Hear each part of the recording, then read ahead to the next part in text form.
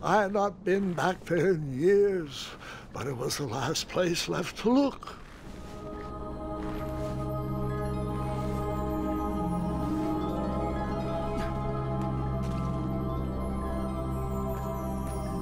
Those lost wishes weren't the treasure I was after.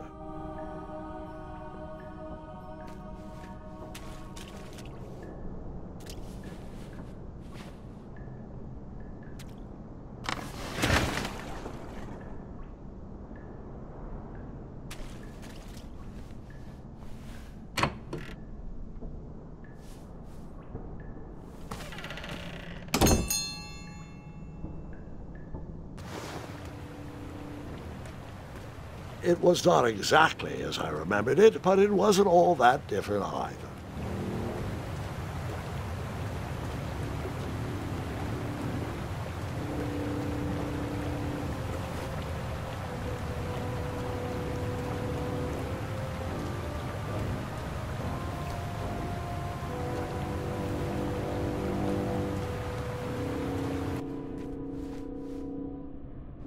Two odd contraptions guarded the lost treasure. I would have to turn one and see what happened.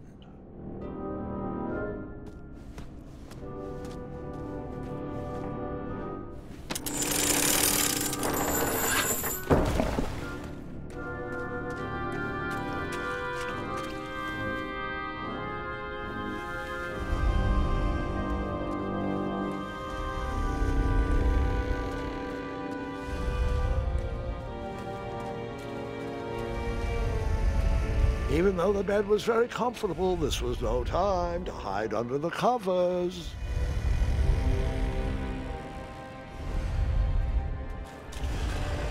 Wait. Hold on, Grandpa. I don't remember this part of the story. Beds hanging from stalactites? We'll get there, Gwendolyn. Don't worry. No detail in this story will be overlooked. Now, where was I? Ah, yes. As I treaded through the river of rumbling trundles, I feared I knew the source of that deafening wind.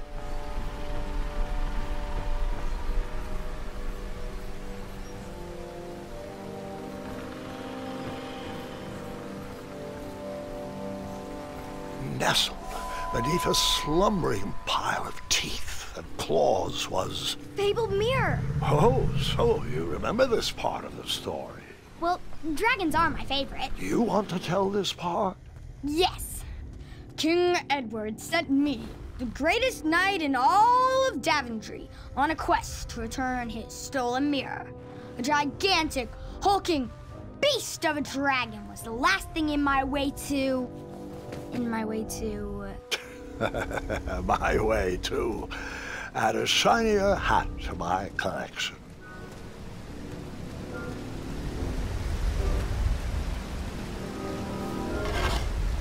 I tried to turn that crazy contraption, but it was missing a handle. Someone tampered with it, creating some silly conundrum.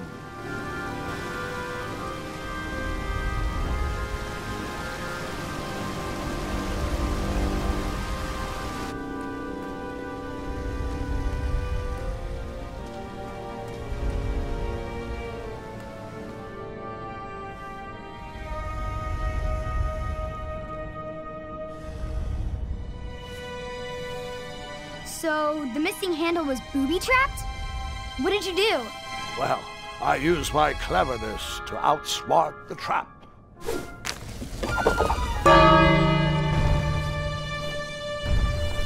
Then I used my cleverness to hide.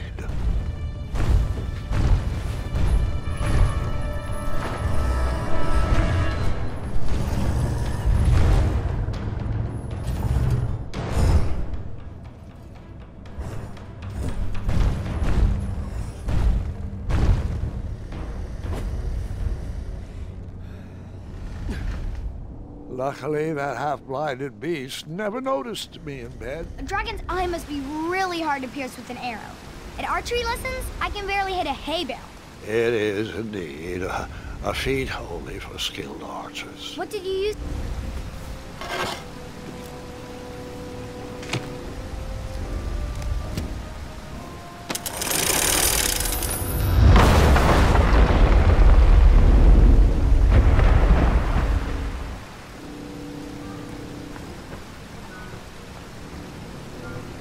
dragon's chains were coiled around a gigantic switch mounted to the cave wall.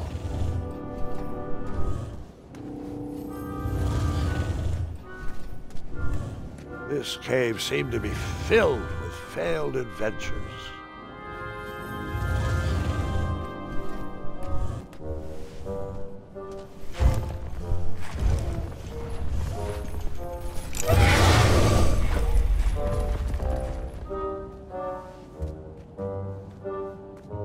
After he briefly basked in the sun, the narcoleptic dragon went back to snoring. I'd probably sleep all day too, if Amira was my only friend.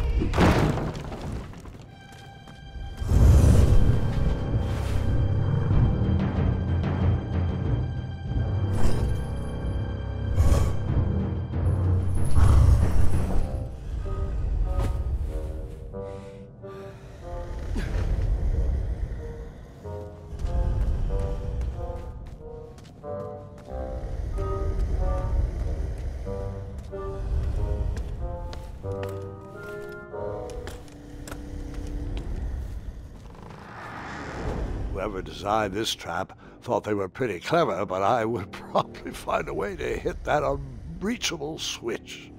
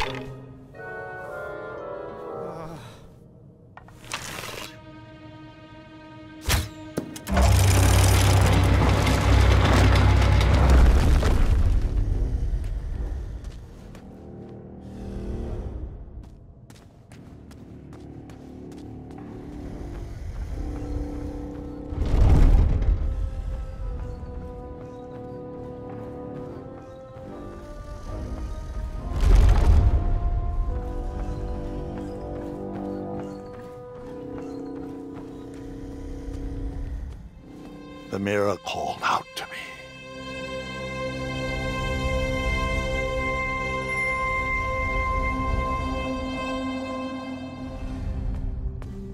A ridiculous feeding contraption was cobbled together to keep the beast and probably its owner alive.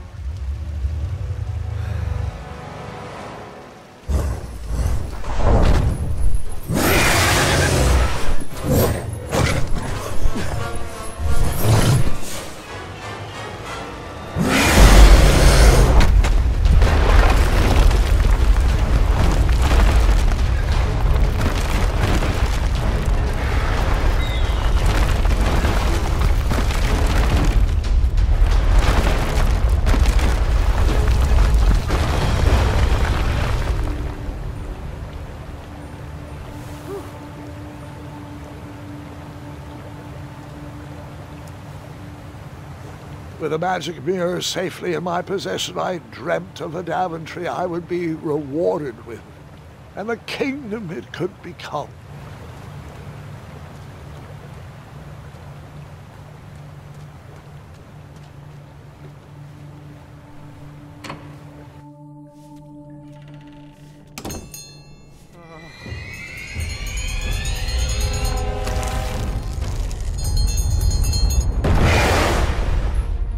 Split second, I had three choices in front of me. Any would clear my path to safety, and all would have rippling consequences.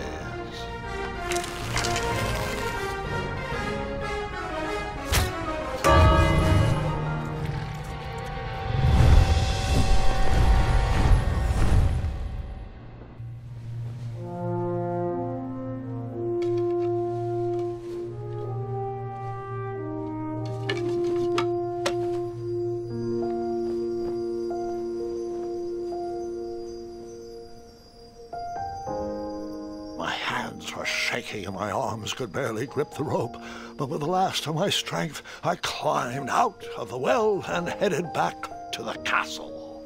Ever since the magic mirror returned, its reflections have warned the kingdom of danger, kept our family safe, and it has exposed many troublesome crumbs tangled in my beard.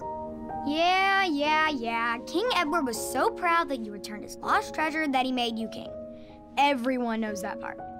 Now, can we get back to that dragon? Gwendolyn, there is so much more to my stories than dragons.